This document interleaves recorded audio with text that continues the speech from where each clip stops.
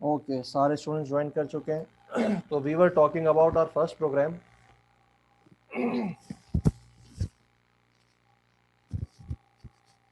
तो first program के लिए आपको जो पहला चीज़ जो आपको पता होनी चाहिए, दैट इज़ स्कोप। एक स्कोप क्या होता है? सी शार्प के अंदर आप दो चीज़ों का, बल्कि तीन चीज़ों का ख्याल रखोगे। चीज़ों को सेपरेट करने के लिए या उनका रीजन डिफाइन करने के लिए हम कर्ली ब्रैकेट्स को यूज़ करते हैं। एक कर्ली ओपन ब्रैकेट, एक ओपन कर्ली ब्रैकेट और एक क्लोज कर्लिंग ब्रैकेट के बीच में जो चीज़ें डिफाइन होती हैं वो उसके स्कोप के अंदर होती हैं। तो जो रीजन जो होता है उसको हम स्कोप कहते हैं। दूसरी चीज़, आपके पास हर इंस्ट्रक्शन जब ख़त्म हो जाए तो उसके आखिर में सेमीकोलन लगाना लाजमी है। तीसरी बात आपके पास, अच्छा let me write it as well, after end of each instruction we use semicolon. ठीक है बेटा। तीसरी बात क्या है? सी शार्प जो है, बल्कि चौथी बात, सी शार्प जो है आपकी केस सेंसिटिव लैंग्वेज है। C sharp is case sensitive language. तो आपको इन चीज़ों का ख्याल रखना है।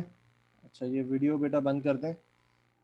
ओके, अब जब आप अपना पॉइंट नंबर 1 पे आ जाए, नोट नंबर 1 वो क्या कह रहा है कि आपका जो भी कोड होता है उसकी एग्जीक्यूशन जो है हमेशा कहाँ से स्टार्ट होती है? मेन के फंक्शन से स्टार्ट होती है। आप जितनी भी कमांड्स लिखोगे वो कहाँ लिखोगे?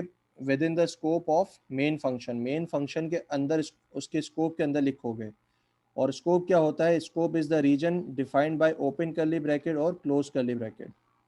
उसके बाद नोड नंबर 2, अपने कोड को चलाने के लिए, एग्जीक्यूट करने के लिए, कंपाइल करने के लिए, रन करने के लिए आप क्या करते हो? कंट्रोल F5 की को यूज़ करते हो और कंसोल पे उसका आउटपुट आपको शो होने लगता है, एग्जीक्यूट होने लगता है। और बाकी के 3 और चौथा पॉइंट आपको मैं जो है पहले बता चुका हूँ। ठीक है, ओके। तो हम आते हैं, अच्छा यहाँ तक बेटा किसी को कोई कन्फ्यूजन? अभी तक किसी स्टूडेंट को यहाँ तक हमने जो पढ़ा है उसमें किसी चीज़ में कन्फ्यूजन है तो बताएं। इसके बाद हम प्रोग्रामिंग स्टार्ट कर देंगे। So we won't be turning back. तो अगर अब अभी कोई क्वेश्चन है या अभी कोई प्रॉब्लम है तो पूछ लें। इसके बाद we will start with the programming. तो फिर जो है आप, okay, what is meant by case sensitive language? Case sensitive language का मतलब ये है कि जो चीज़ स्मॉल में लिखी गई है, अगर मैं उसको कैपिटल में लिख दूँ तो वो एग्जैक्टली सेम चीज़ नहीं रहेगी। ठीक है, मतलब क्या हुआ? अभी हम इंटीजर डिक्लेयर कर रहे थे, integer a is equal to 5। तो हमें पता है कि इंटीजर का जो INT है, डेटा टाइप है, वो स्मॉल में है। मैं इसको अगर यूँ लिखूँगा तो ये इंटीजर डिक्लेयर नहीं होगा। आदम हुसैन। ठीक है, दोनों में डिफरेंस है। केस सेंसिटिव का मतलब जो चीज़ स्मॉल में है उसको स्मॉल में लिखा जाए, जो चीज़ कैपिटल में उसको कैपिटल में लिखा जाए। तो यहाँ पे जो पहला वाला इंटीजर मैंने डिक्लेयर किया है वो डिक्लेयर हो जाएगा, दूसरा वाला नहीं होगा। क्यों? क्योंकि केस सेंसिटिव है और उसके अंदर डिफाइंड है कि जब भी इंटीजर बनाओगे उसको स्मॉल में लिखना है, उसकी डेटा टाइप को। और दूसरे वाले इंस्ट्रक्शन में मैं कैपिटल में लिख रहा हूँ तो वो वहाँ पे एरर शो करने लगेगा। ठीक है, अच्छा दूसरा क्या था? नोट नंबर 1 रिपीट कर दें। बेटा नोट नंबर 1 जो है वो जब मैं बताऊंगा अभी कोड करते हुए तो आपको मज़ीद क्लियर होगा, अभी क्लियर फ़िलहाल उसको करना मुश्किल है। तो हम आगे बढ़ें बेटा, अपने पहले प्रोग्राम की तरफ चलें। सारे रेडी हैं?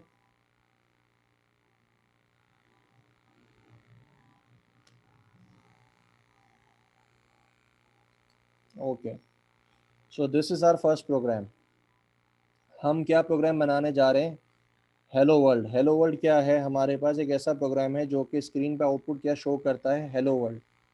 ठीक है, तो यहाँ पे आपने सबसे पहले चीज़ हमने जो पढ़ी थी वो स्कोप के बारे में पढ़ी थी। तो आप यहाँ पे देखोगे हर एक चीज़ का ओपन कर्ली ब्रैकेट है और साथ में उसका क्लोजिंग कर्ली ब्रैकेट है।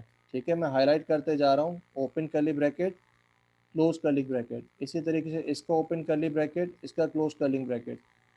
इसी तरीके से इसका ओपन कर्ली ब्रैकेट, इसका क्लोज कर्ली ब्रैकेट।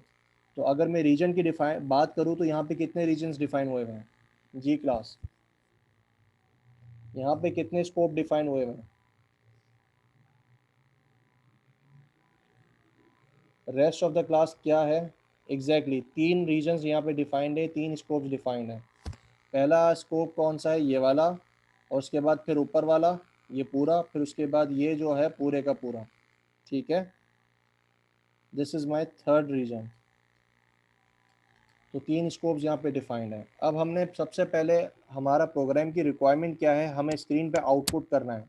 क्या आउटपुट करना है? Hello world. तो हमने जो है आउटपुट के लिए कौन सी कमांड पढ़ी थी? हमने जो आउटपुट के लिए कमांड्स पढ़ी थी वो कौन सी थी? console डॉट राइट लाइन और console डॉट राइट। तो हम कौन सी यूज़ करेंगे अभी फ़िलहाल? console dot right line. तो हमने देखें पहला पॉइंट। अच्छा, दूसरी चीज़ इसमें जो है आपको बताया गया था कि आप जो भी चीज़ लिखोगे, अपने कोड को लिखोगे, वो कहाँ पे होगी? मेन का जो फंक्शन है, ये देखें, ये जो मेन है, मेन का जो फंक्शन है उसके स्कोप के अंदर होनी चाहिए। ठीक है, इस कर्ली ब्रैकेट और इस कर्ली ब्रैकेट के बीच में होनी चाहिए। आप अपना जितना भी कोड लिखोगे वो इसके बीच में होना चाहिए। अगर इसके बीच में नहीं होगा तो वो एग्जीक्यूट नहीं होगा। क्यों? क्योंकि आपके पास सारा जो कोड मेन के अंदर होता है वही सिर्फ एग्जीक्यूट होता है जो इसके अंदर से कॉल किया जाए। इसमें किसी को कोई कन्फ्यूजन? पॉइंट नंबर 1 एक स्टूडेंट पूछ रहा था, अब क्लियर है? कोई एक स्टूडेंट बेटा पॉइंट नंबर 1 पूछ रहा था पीछे वाली स्लाइड से, अब क्लियर है उसको? कौन सा स्टूडेंट था?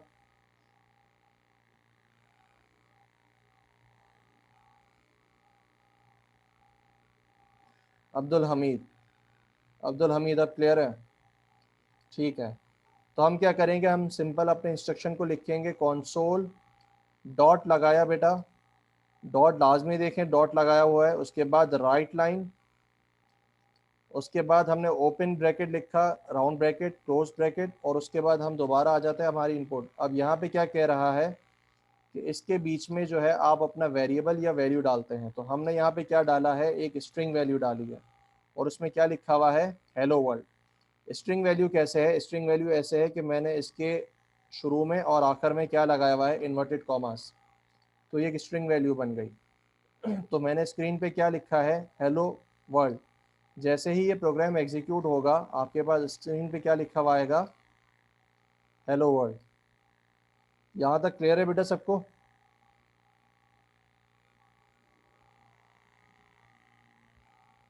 इस कोड को लिखने के बाद आप कंट्रोल F5 करोगे तो आपके पास क्या आएगा स्क्रीन पे? Hello world. ठीक है, तो हम इस प्रोग्राम को क्या करते हैं, हम इस प्रोग्राम को अपने विजुअल स्टूडियो में कोड करके चला के देखते हैं। तो अब आप क्या करोगे, एक अपना प्रोग्राम स्टार्ट करने के लिए आप सबसे पहले कहाँ जाओगे? फाइल में जाओगे, उसके बाद न्यू में, उसके बाद प्रोजेक्ट पे क्लिक करोगे।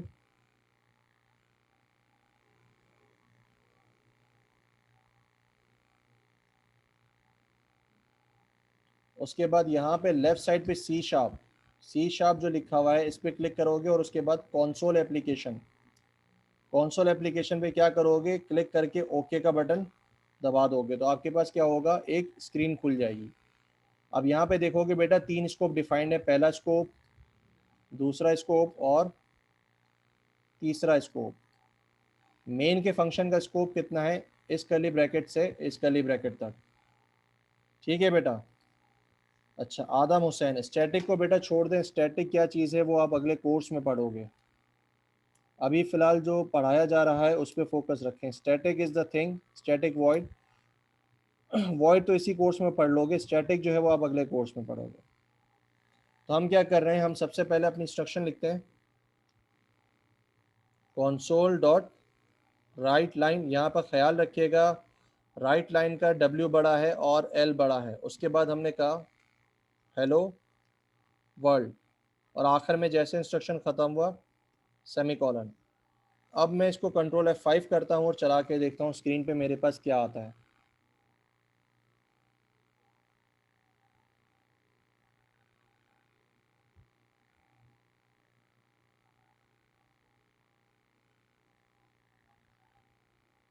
जी बेटा स्क्रीन पे क्या लिखा हुआ आ रहा है, हेलो वर्ल्ड। मैंने हेलो के अंदर W लगा दिया, ओके। अब क्या लिखा हुआ है स्क्रीन पे, हेलो वर्ल्ड। तो मैंने एक इंस्ट्रक्शन लिखी थी आउटपुट की, और उसने मुझे कितने आउटपुट दिया है, एक ही आउटपुट दिया है। ठीक है,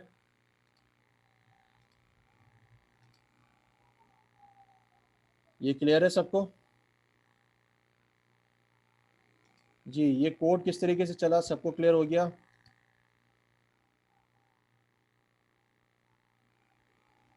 अब्दुल रहमान, जितना बताया जा रहा है सिर्फ उसी पे रहें, ज़्यादा आगे जाने की कोशिश ना करें बेटा, नहीं तो पीएफ ही समझ में नहीं आएगी, फिर पूरे जितने भी कोर्सेज पढ़ते रहोगे प्रोग्रामिंग में सबके अंदर कंफ्यूज रहोगे।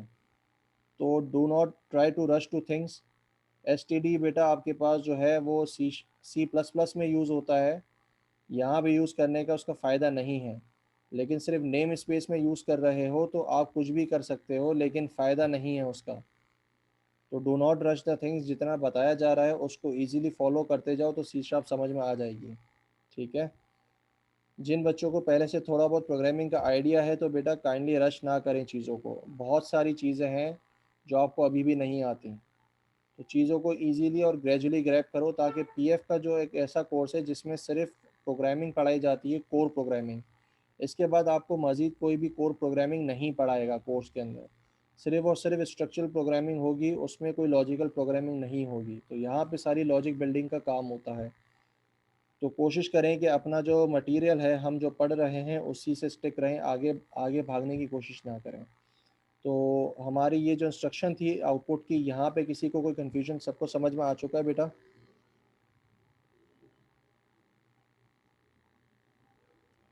ओके, आगे चलते हैं। हमारा प्रोग्राम नंबर 2, प्रोग्राम नंबर 2 पे आ जाते हैं। प्रोग्राम नंबर 2 में क्या कह रहा है, मैथमेटिकल कैलकुलेशंस। अब हम क्या करेंगे, हमारी की मैथमेटिकल कैलकुलेशंस करेंगे। अच्छा कैलकुलेशंस कैसे करनी है, ऊपर देखें बेटा सब हेडिंग में लिखा हुआ है calculations using hard coded values. Hard coded values क्या होती हैं, हार्ड कोडेड वैल्यूज़ का मतलब आपने वैल्यू डिफाइन कर दी, यूज़र से इनपुट नहीं लिया, आपने कोड के अंदर ही जो है नंबर या वैल्यूज़ डिफाइन कर दी, उसको आपने यूज़र से इनपुट नहीं लिया। क्या इस कोड के अंदर कोई हार्ड कोड वैल्यू है मेरे पास, जी क्लास, इस कोड के अंदर कोई हार्ड कोड वैल्यू है।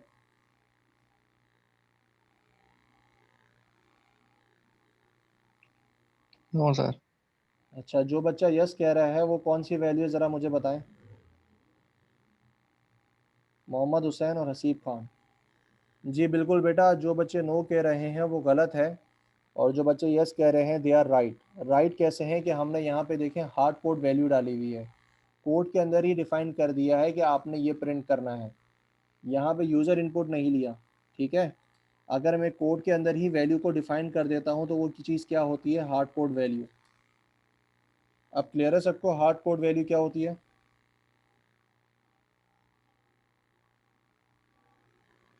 तो अगर मैं यहाँ पे 5 लिख दूँ तो क्या ये हार्ड कोड वैल्यू होगी,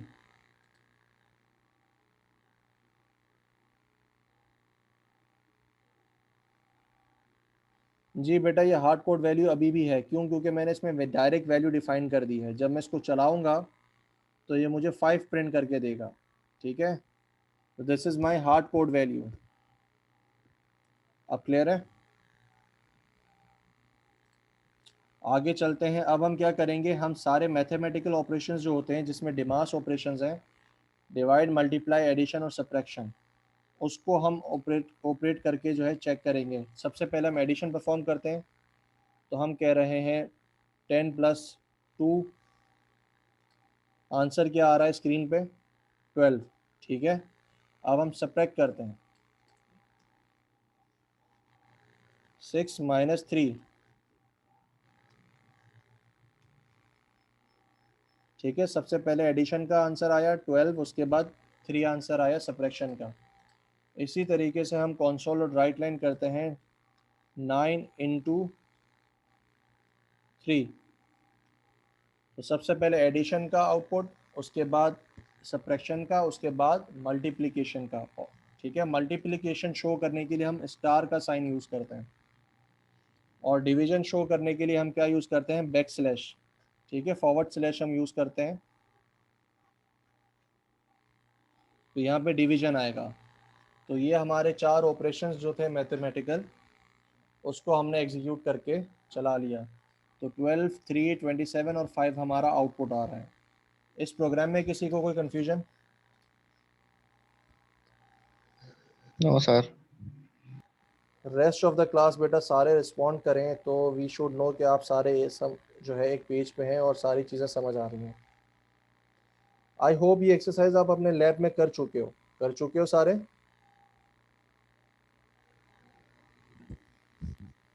नो सर। तो आपने लैब में नो क्या सर। पढ़ा, लैब में क्या पढ़ा है? सर सोडो कोडिंग। सूडो कोड पढ़ रहे हो? ओके, हम सूडो कोड और फ्लो चार्ट पे बाद में आएंगे। आई बिलीव के बच्चे को पहले प्रोग्रामिंग जो है उससे इंट्रोडक्शन करवा दिया जाए, ताकि वो जो है उसमें जो है ना स्पार्क पैदा हो जाए कि यार मैं प्रोग्रामिंग सीख रहा हूँ। बाकी थ्योरेटिकल चीज़ें जो हैं हम बाद में भी कवर कर सकते हैं। तो is this approach good with you, या हम उसी तरीके से चलें जैसे आप लैब में चल रहे हैं?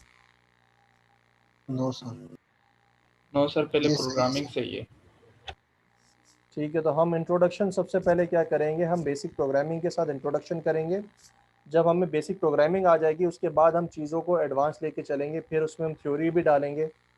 उसके बाद फिर हम मज़ीद इंस्ट्रक्शंस, मज़ीद एडवांस प्रोग्रामिंग भी पढ़ेंगे। ठीक है, तो पहले हमें बेसिक प्रोग्रामिंग आ जाए कि यार बेसिक काम कैसे किया जाए।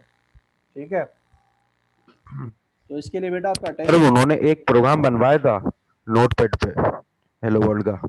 जी, तो फिर वो उसके बाद वो उन्होंने टास्क वगैरह दे दिया था, सूडो कोड और फ्लो चार्ट। ठीक है, दैट्स फाइन, उसको भी हम कवर करेंगे। लेकिन आई बिलीव के पहले जो है इंट्रोडक्शन हो जाए बच्चे का प्रोग्रामिंग के साथ, बेसिक प्रोग्रामिंग के साथ, तो ही शुड बी इंथुजियास्ट कि आगे मुझे कुछ नई चीज़ सीखने को मिलेगी। ठीक है, इंटरेस्टिंग चीज़ पहले करवा दी जाए, बोरिंग चीज़ें हम बाद के लिए रखेंगे। ओके, तो अच्छा बेटा, प्रॉब्लम ये है कि थ्योरी के अंदर टीचर जो होता है वो आपके पास फ्री होता है, तो जिस तरीके से मैं चाहूँ आपको पढ़ा सकता हूँ। ठीक है, तो उनकी भी कोई गलती नहीं है। तो कुछ स्टूडेंट्स जो हैं वो अपने जहन में ये ना ले लें कि यार ये टीचर जो है मुझे इस तरीके से क्यों पढ़ा रहा है। मैं लैब इंजीनियर की बात कर रहा हूँ, लैब इंस्ट्रक्टर जो है, आपके लैब टीचर जो हैं। लैब लैब के अंदर प्रॉब्लम ये है कि उनका जो लैब मैनुअल होता है उनको एग्जैक्टली वैसे फॉलो करना होता है। तो जो लैब नंबर 1 होगी वो पहले होगी, फिर लैब नंबर 2 जो है वो बाद में होगी, फिर थर्ड एंड फोर्थ। तो थ्योरी के अंदर टीचर फ्री होता है, टीचर जो है चीज़ों को तेज़ लेके चल सकता है, स्लो लेके चल सकता है, तो it is up to the teacher. तो इसलिए मुझे एडवांटेज है, तो मैं इस तरीके से पढ़ा रहा हूँ। तो उनकी कोई गलती नहीं है, he is just bounded by the lab manual. उनके पास रिस्पॉन्सिबिलिटी है कि आपको लैब मैनुअल से चलाया जाए। ठीक है, तो कंफ्यूज ना होइएगा कि यार हम थ्योरी के अंदर जो है इस तरीके से चल रहे हैं तो लैब में इस तरीके से क्यों चल रहे हैं। क्लियर है बेटा? अच्छा, मुझे ये बताएं आपके लैब इंस्ट्रक्टर का नाम क्या है, लैब लैब टीचर का नाम क्या है? सर उबैदुल्ला। सर उबैदुल्ला। ठीक है, ठीक है बेटा, हमने दो चीज़ें देखी अपनी प्रोग्रामिंग के अंदर। सबसे पहले हमने देखा एक बेसिक आउटपुट कमांड कैसे चलाई जाए, जिसके अंदर हमने हेलो वर्ल्ड प्रिंट करवाया। उसके बाद हमने मैथमेटिकल ऑपरेशंस जो है किस तरीके से करे जाते हैं वो देखे। तो यहाँ पे एक चीज़ का ख्याल रखिएगा, मल्टीप्लिकेशन जब भी करनी होती है हम स्टार यूज़ करते हैं, और डिवीजन यूज़ करनी होती है तो हम / यूज़ करते हैं, ठीक है। उसके बाद आ जाते हैं कंसोल का जो प्रोग्राम नंबर आपका 2 है, उसी में हम चेंजेस करते हैं।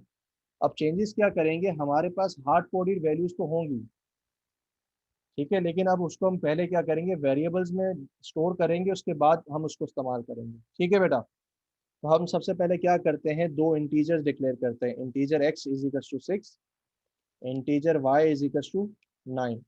अब हम क्या करेंगे, हमने यहाँ पे जो हार्ड कोडेड वैल्यूज यूज की थी, इसकी जगह पे हम वेरिएबल्स को, इन दो वेरिएबल्स को यूज करेंगे। तो यहाँ पे आ गया x और इसकी जगह पे आ गया y।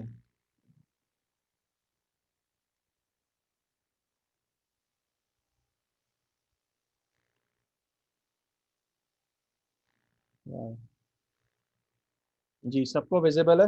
मैंने क्या किया, मैंने हार्ड कोडेड वैल्यूज को पहले वेरिएबल में स्टोर करवाया,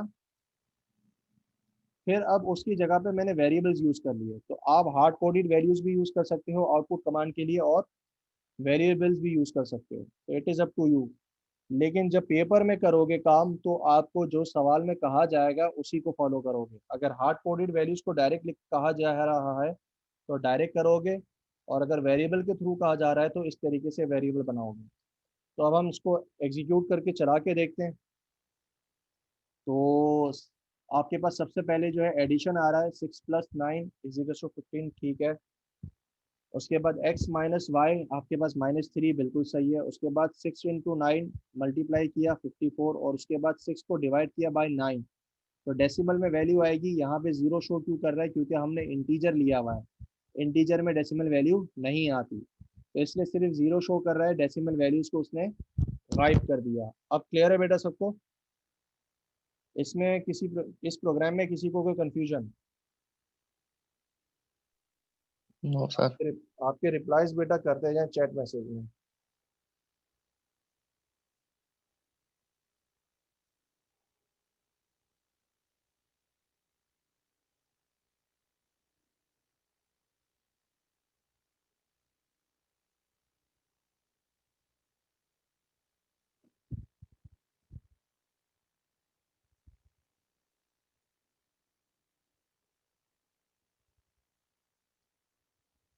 अच्छा जी, इसके बाद हम आ जाते हैं हमारा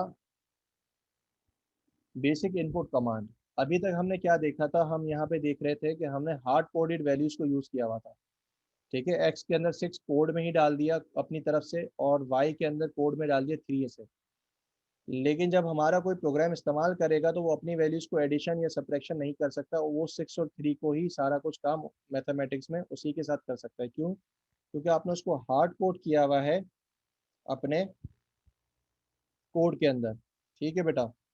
अब हम देखते हैं कि यार अगर हमें ये वैल्यूज यूजर से लेनी हो, यूजर की मर्जी का नंबर जो है उस पे एडिशन सब्ट्रैक्शन और जो है मल्टीप्लिकेशन वगैरह अप्लाई हो, डिवीजन अप्लाई हो, तो उसको कैसे किया जाए। तो बेसिक इनपुट कमांड के लिए बेटा एक एक होती क्या है उसकी, ज़रा इसको रीड करें। Input command is use to take input from console और यूज़र। कंसोल से यूज़र के कंसोल के थ्रू यूज़र से जो है आप इनपुट लेते हो उसकी मर्जी की वैल्यूज़, और फिर आप उसको स्टोर करते हो इनटू अ वेरिएबल, ठीक है बेटा। एक चीज़ का ख्याल रखिएगा, जब भी आप यूज़र से इनपुट लोगे वो हमेशा किस फॉर्मेट में होगा, उसकी डेटा टाइप क्या होगी, स्ट्रिंग होगी। चाहे वो नंबर डाले, चाहे वो टेक्स्ट डाले, चाहे वो डेसिमल वैल्यू डाले, चाहे वो नेगेटिव नंबर डाले, वो सारे के सारे जब भी इनपुट आएगा तो वो क्या होगा, एज अ स्ट्रिंग होगा। इसको ख्याल रखिएगा। तो अगर सिर्फ हमें नाम चाहिए, हमें सिर्फ स्ट्रिंग चाहिए, तो स्ट्रेट फॉरवर्ड हम क्या करेंगे, कॉन्सोल डॉट रीड लाइन, और उसको स्टोर किस में करवा देंगे, स्ट्रिंग के अंदर। क्यों? क्योंकि यहाँ से जो भी इनपुट आता है हमेशा स्ट्रिंग में होता है, तो वो इजीली स्ट्रिंग में सेव हो जाएगा, ठीक है। लेकिन अगर हमने नंबर लेना है, नंबर में स्टोर करवाना है, तो हम कंसोल डॉट रीड लाइन लिखेंगे, फिर उसको कन्वर्ट करेंगे, कन्वर्ट डॉट टू इंटीजर 32, ठीक है। उसके बाद उसको स्टोर करेंगे हमारे इंटीजर के अंदर, वरना वो स्टोर नहीं होगा। क्यों? क्योंकि यहाँ से जो भी इनपुट आता है वो स्ट्रिंग में होता है, ठीक है। इसी तरीके से अगर मुझे फ्लोट में सेव करवाना है तो उसके लिए कन्वर्ट की कमांड कौन सी है, कन्वर्ट डॉट टू सिंगल। तो आपको ये लास्ट लाइन बता भी रहा है to store it in different formats you need to use convert commands. तो इंटीजर में अगर कन्वर्ट करना है एक स्ट्रिंग को तो हम क्या यूज करते हैं, कन्वर्ट डॉट टू इंटीजर 32। और अगर फ्लोट में कन्वर्ट करना है तो उसको हम क्या यूज करते हैं, कन्वर्ट डॉट टू सिंगल। ठीक है, इस स्लाइड में किसी को कोई कंफ्यूजन है? 32 को छोड़ दे बेटा, 32 जो है बाइट नंबर है, उसको छोड़ दो फिलहाल। अभी बेसिक प्रोग्रामिंग के ऊपर फोकस रखो कि बेसिक इंस्ट्रक्शंस क्या करनी। ठीक है, जो जो चीज़ नेसेसरी होगी रोमन अली, जो चीज़ नेसेसरी होगी मैं उसको बताता जाऊंगा। तो हम आगे बढ़ते हैं, इसके साथ इन चीज़ों को यूज़ करते हैं। ठीक है, तो हम सबसे पहले हमारा प्रोग्राम नंबर 3 बनाते हैं जिसका क्या नाम है, एको प्रोग्राम। एको प्रोग्राम क्या करेगा, वो यूज़र से इनपुट लेगा उसका नाम और उसी नाम को दोबारा प्रिंट करके दिखाएगा। ठीक है, तो आप यहाँ पे देखोगे सबसे पहले स्क्रीन पे हमने क्या लिखा है, आउटपुट की कमांड लिखी है। ये जो पहली वाली कमांड है बेटा वो इनपुट की कमांड है, आउटपुट की कमांड है? Output sir. ठीक है, तो उसमें क्या लिखा हुआ है, एंटर योर नेम। तो सबसे पहले स्क्रीन पे सबसे पहली लाइन जो लिखी हुई होगी वो एग्जीक्यूट होगी। तो स्क्रीन पे क्या आएगा, एंटर योर नेम। उसके बाद हम उसको अपना नाम देंगे, कुछ भी जॉन दे दिया मैंने। उसके बाद लाइन नंबर 2 क्या कहता है, कंसोल डॉट रीड लाइन, वो उसको रीड करेगा और अपने पास किसमें सेव कर लेगा, वेरिएबल के अंदर, जिसका वेरिएबल का डेटा टाइप क्या है, स्ट्रिंग है, और उसका वेरिएबल का नाम हमने क्या रखा है, नेम। उसके बाद थर्ड कमांड में हम क्या कर रहे हैं, हम उसको प्रिंट करवा रहे हैं। तो स्क्रीन पे क्या आएगा, अगर मैंने उसको जॉन दिया है तो स्क्रीन पे क्या प्रिंट करेगा, जी क्लास? John sir. जॉन। और उसको अगर अली दे दूं तो? अली। अली सर। ठीक है, तो इसी प्रोग्राम को हम कोड करके चला के देखते हैं। सबसे पहले हमने लिखा console dot right line, output की कमांड लिखी कि एंटर योर नेम। उसके बाद हमने डिक्लेयर किया वेरिएबल स्ट्रिंग जिसका नाम हमने नेम रखा, और क्या करा, उसमें वैल्यू हमने कहाँ से ली, इनपुट ले लिया। कहाँ से लिया, console डॉट रीड लाइन से। उसके बाद हमने दोबारा आउटपुट की कमांड लिखी और हमने कहा console डॉट राइट लाइन, और हमने कहा इसमें जो वेरिएबल के अंदर नेम के अंदर जो सेव है उसको प्रिंट करवाओ। अब हम इसको चला के देखते हैं।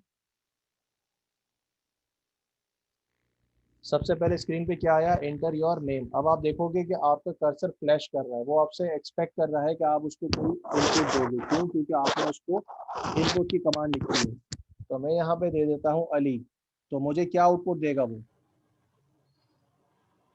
जी बेटा? अगर मैं उसको अली इनपुट दे रहा हूँ तो मुझे क्या देगा आउटपुट, अली। चला के देखते हैं। ठीक है बेटा, इंटर जैसे ही प्रेस किया उसने उसको रीड किया और उसको प्रिंट करवा दिया, अली प्रिंट हो गया। इस प्रोग्राम में किसी को कोई confusion? No sir. No sir. ठीक है, आगे बढ़ते हैं। अब हमारा प्रोग्राम नंबर 4। अब हम एडिशन परफॉर्म करेंगे using dynamic input. Dynamic input मतलब यूजर से इनपुट लेना। ठीक है, तो पहले हमने इससे पहले एडिशन वाला जो प्रोग्राम देखा था उसमें क्या था, हार्ड कोडेड वैल्यूज थी। ये देखें, हमने कोड में डिफाइन किया हुआ था कि इन्हीं वैल्यूज के ऊपर जो है मैथमेटिकल ऑपरेशन परफॉर्म करना है, इसके अलावा किसी और वैल्यूज के ऊपर वो परफॉर्म नहीं कर सकता था। इसी तरीके से जब हम वेरिएबल यूज कर रहे थे तब भी हमने हार्ड कोडेड वैल्यू यूज की थी। लेकिन अब हम क्या कर रहे हैं, हम एडिशन करेंगे दो नंबर्स की, लेकिन वो नंबर्स कौन से होंगे, यूजर की अपनी मर्जी के नंबर्स होंगे। ठीक है बेटा, जी क्लास?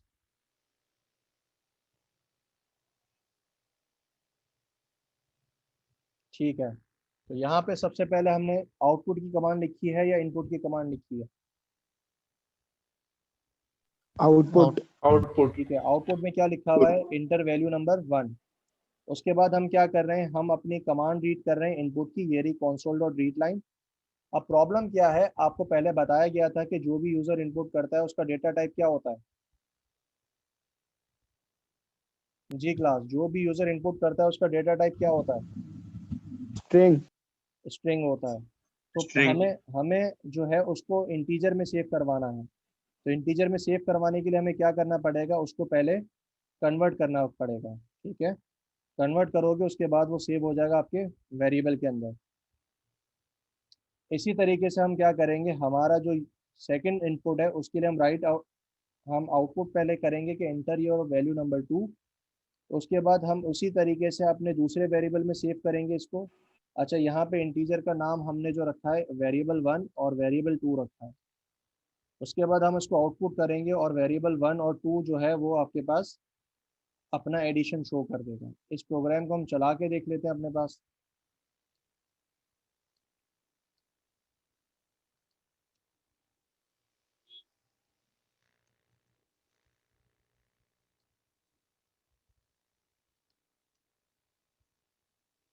जी, सबसे पहले मुझे क्या कह रहा है, मेरा पहला नंबर दो, हमने कहा 100।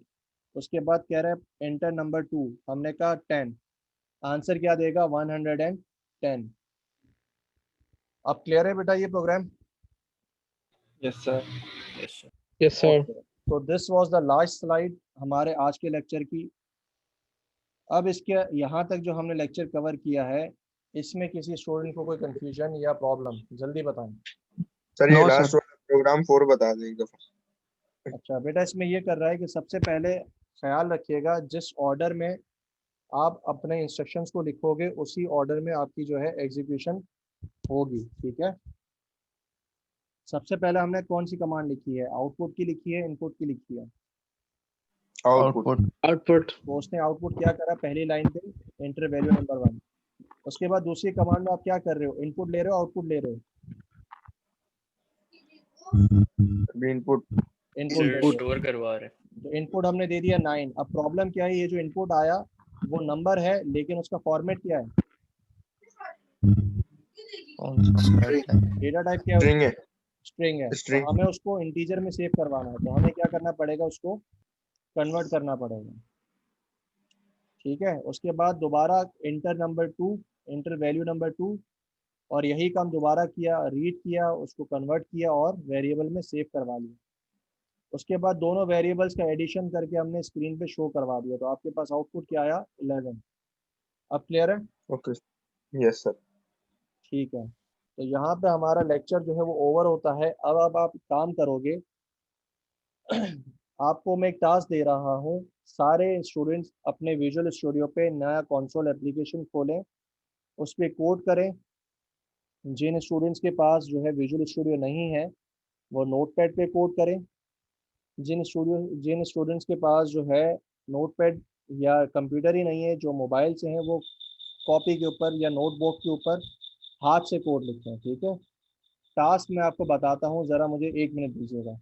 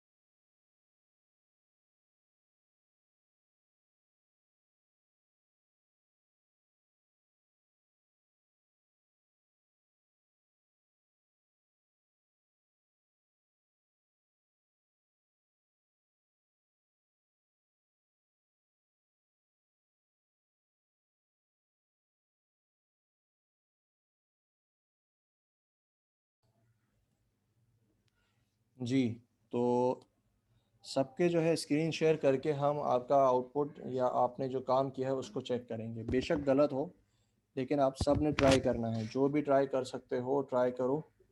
और जो है, हाँ, तो टास्क आपने ये करना है, हम जो है सबसे पहले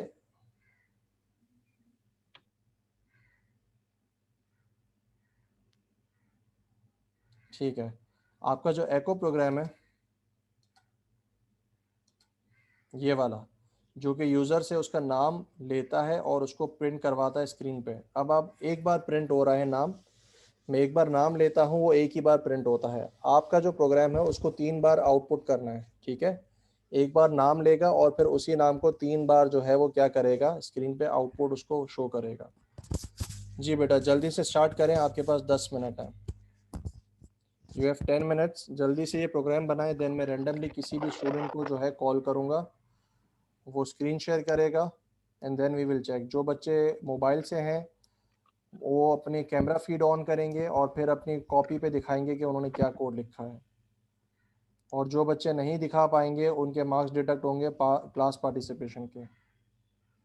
अच्छा, दोबारा मैं रिपीट कर रहा हूँ, क्या करना है, यहाँ पे आपका एको प्रोग्राम जो है वो यूज़र से एक इनपुट लेता है, उसका नाम, और फिर उसको एक बार प्रिंट करवाता है स्क्रीन पे। आपको एक बार प्रिंट नहीं करवाना, आपको 3 बार प्रिंट करवाना है। क्लियर है अब? सर ये विजुअल स्टूडियो आपने जो न्यू प्रोजेक्ट खोला था मेरे पास अलग आ रहा है क्योंकि 2019 से। ठीक है, स्क्रीन शेयर करो। अच्छा, उसके लिए मुझे जो है अपनी स्क्रीन स्टॉप करनी पड़ेगी। जी बेटा, अब करो स्क्रीन शेयर।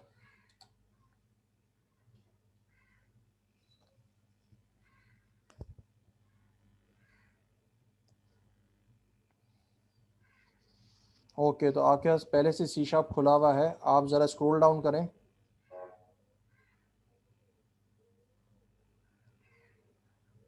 और स्क्रॉल करो, और करो, और नीचे करो। खत्म सर। आपके पास कंसोल नहीं आ रहा बेटा। सर और क्या इंस्टॉल करना पड़ेगा फिर इसमें? विजुअल स्टूडियो 19 ना करो यार, 19 जो है बहुत ज़्यादा उसका इंटरफेस चेंज है, आपको खुद को भी ट्रबल होगा। तो बेटर गो विथ 13 और 15, 13 या 15 में से कुछ इंस्टॉल कर लो। सिर्फ इसमें फिर ठीक है प्रॉब्लम सर। नहीं रहेगी, इसके अलावा बाकी जितना भी काम करोगे सब में प्रॉब्लम रहेगी। ठीक है, अर्ली वर्जन है इसका, तो बेटर है कि आप 2013 या 15 जो है उसको इंस्टॉल कर लें। इवन ठीक है सर। 2010 भी चलेगा। तो अब आप एक काम करें, आप नोट पैड पे कोड करें। सही है सर।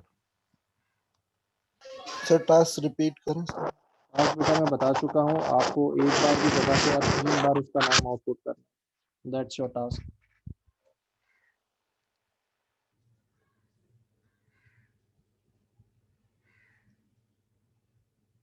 जी बेटा, 10 मिनट आपके पास।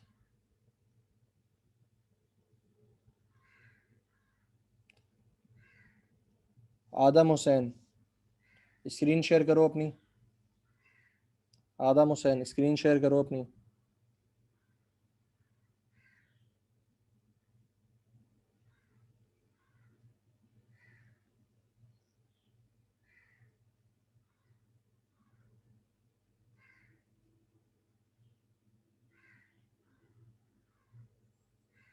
फाइल में जाओ,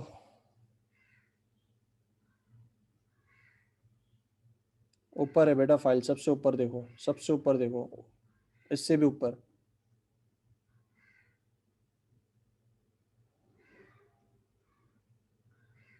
कौन सा विजुअल स्टूडियो बेटा ये? 2017 किया हुआ है?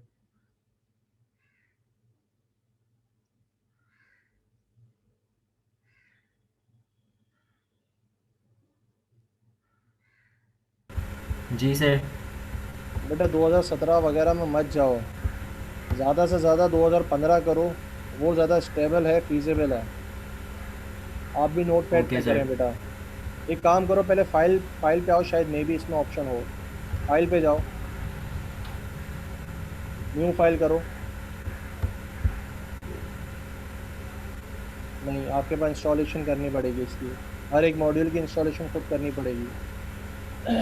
Okay sir. बेटा 2010 या 2015, 2013 इसमें से कोई इंस्टॉल कर लो। अभी आप नोटपैड पे काम कर रहे हैं।